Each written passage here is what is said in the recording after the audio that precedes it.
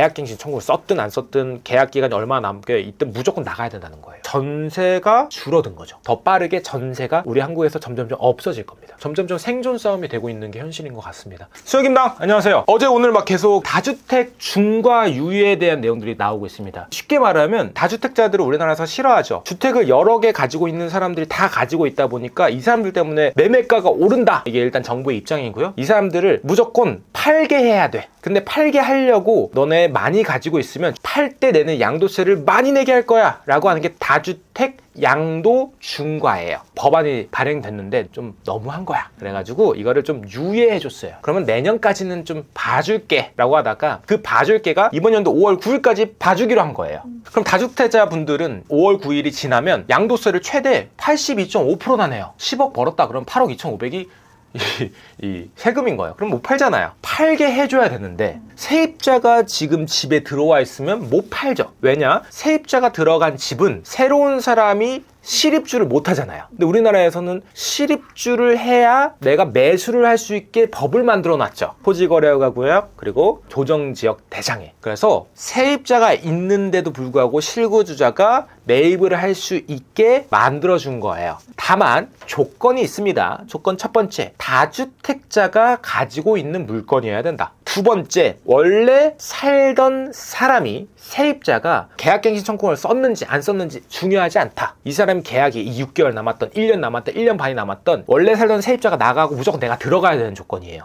세 번째, 원래 살던 세입자들이 가지고 있는 전세금 있잖아요. 이 전세금은 그럼 누가 갚아주냐? 매수한 사람이 갚아줘야겠죠. 10억짜리 아파트에 전세가 6억이 들어가 있어요. 그러면 이거를 원래 갭 투자를 하면 우리 4억만 필요했어요. 이게 갭 투자죠. 조정지역에는 실거주를 못하니까 갭 투자가 안 되죠. 그러면 10억짜리 중에 6억짜리 전세 입자가 들어가 있는 거를 일단은 안고 4억을 주고 사는 거예요. 일단 매수를 했어. 매수를 할 때는 대출이 안 되죠. 갭 투자는 원래 현금으로 하는 거니까. 세입자가 이제 나갈 타이밍이야. 1년 뒤에 만약에 나간대. 나갈 때 6억이 필요하죠. 6억 중에는 대출이 1억밖에 안 나와요. 전세 퇴거자금 대출이라고 해서 규제가 됐어요. 이게 왜 나왔냐? 아파트 살 때 대출을 적게 해주는 걸로 법을 바꾸니까 아파트를 현금으로 산 사람들은 70% 80% 아파트 담보대출 나중에 했단 말이에요. 그거를 최대 1억까지만 줄여놨어요. 그래서 전세 퇴거자금 대출도 1억까지입니다. 그러면 지금 갭 투자가 된다고 해가지고 신나서 10억짜리에 4억을 내 돈을 넣었어. 그럼 나머지 6억은 전세 자금 퇴거 대출이 가능할 거지 라고 생각했지만 1억밖에 안 나오는 거죠. 그럼 5억은 어떻게 해야 되냐? 현금으로 해야 돼요. 또는 제3금융권 가시던지.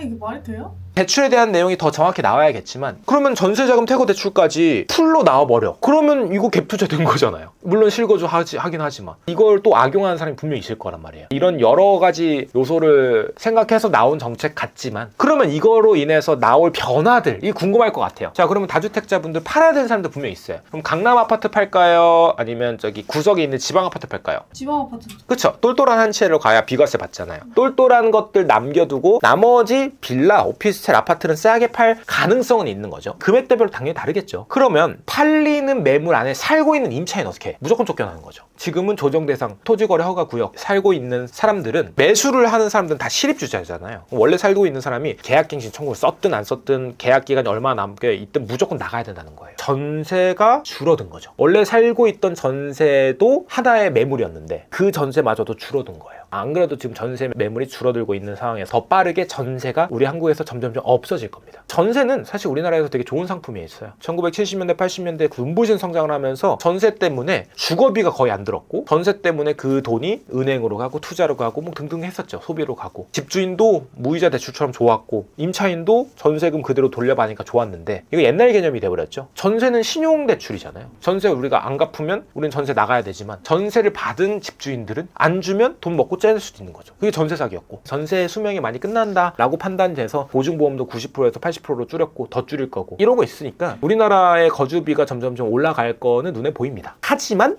우리나라는 타 선진국의 메가시티들과 비교했을 때는 거주비가 여전히 저렴한 건 마찬가지입니다. 우리나라는 막 내 집 마련 DNA가 있는 거 아시죠? 부모님들 다 내 집 마련하려고 열심히 하셨던 분들이 굉장히 많으시다 보니까 월급 모아서 투자해서 내 집 마련하자라는 게 항상 이렇게 다 박혀있는 생각인데 외국만 봐도 메가시티에서 살 수 있는 집이 거의 없어요. 일본 잃어버린 30년이라고 하지만 도쿄, 오사카 주요 지역의 부동산은 우리나라보다 더 많이 오르는 데도 너무 많고요. 주요 지역만 더 올랐다고요. 양극화 때문에. 하나의 맨션 한 개 호실이 1,500억, 2,000억을 하잖아요. 우리나라 제일 비싼 게 뭐 압구정 현대만 해도 100억인데. 우리나라 너무 저렴해진 상태에서 점점 올라가는 게 그럼에도 불구하고 거주비랑 매매가가 싸다는 거예요. 사실 매수하려고 1억대, 2억대 우리 서울에도 있잖아요. 1.5루 막 이런 것도 있잖아요. 오피스텔도 있고. 거주비가 여전히 저렴한 게 맞고요. 나라의 정책 기조 자체가 이제 전세 월세가 가격이 오를 수밖에 없습니다. 근데 이거는 또 돌아와서 공급이 없으니까 공급 대책 여전히 열심히 나오고 있지만 뚜렷하게 자세하게 협의된 사항은 많이는 없죠. 요거는 참고하셔서 투자 결정을 하실 때 지금 이렇게 다주택 중과 유예 그리고 갭 투자가 가능한데 실입주 무조건 해야 된다 이런 것들이 나오면 앞으로 그 안에 살고 있는 전세입자는 쫓겨나겠구나. 그러면 서울에서 바깥으로 멀리 밀려나겠구나. 밀려나는 개념을 알고 계셔야 되는 거예요. 그래서 지금 보시는 무주택자분들, 1주택자, 다주택자분들도 내 지금 포지션에 맞게 선택을 하시는 거예요. 만약에 전세 월세 살고 있다. 그러면 전세로 이제 더 이상 연장이 안 될 수도 있다. 첫 번째, 전세 연장이 안 되면 우리 아이들이 만약에 초등학교 다닌다. 그럼 멀리 이사 절대 못 가요. 초등학교, 중학교 친구들이 평생 가잖아요. 그 주변의 매물들을 미리 탐색해보고 준비하고 아니면 난 이렇게 전세 월세 계속 못 살겠다. 그럼 매매 준비를 하시고 자금 상황도 먼저 체크해 보셔야겠죠. 점점 생존 싸움이 되고 있는 게 현실인 것 같습니다. 난 내 집 마련 굳이 필요 없겠어 라고 생각하셨던 분들도 이제는 생존의 이유 때문이라도 내 집 마련이 필요할 수 있겠구나. 전세도 이제 오래 못 살겠구나 이런 생각을 마음속으로 준비를 하셨으면 좋겠습니다. 준비를 하셔야 될 것 같아요. 어쨌든 계속 정책이 바뀌고 있고요. 조정 대상 지역은 뭐 4개월, 나머지 지역은 6개월 이런 식으로 계속 종합적으로 대책이 나오고 있는데요. 촬영 기준으로 2월 12일이거든요. 13일, 14일 날 또 어떤 대책이 나올지 모르겠지만 여러분들 앞으로도 이렇게 정책 나오면 최대한 빨리 알려드릴게요. 저한테도 많이 물어보시거든요. 제 컨설팅 수강생분들, 강의 수강생분들, 세미나 수강생분들, 제 인스타 팔로워분들